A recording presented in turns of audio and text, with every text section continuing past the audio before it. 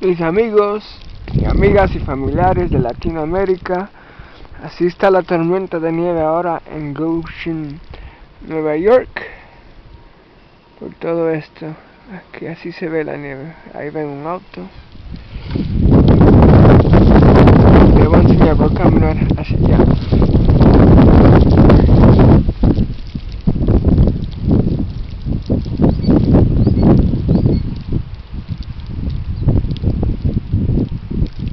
Ven que mucha nieve hay, mira.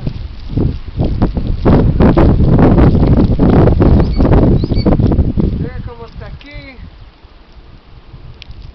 Tal vez unas 15 pulgadas de nieve ahí. Aquí.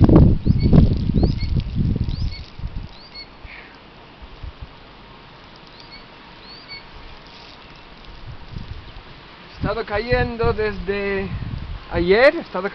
ayer, como a la medianoche. Me voy a terminar hasta mañana. No sé si pueden ver a la distancia ya las casas. Allá abajo hay una casa, se ve la casa ahí, después detrás hay otra.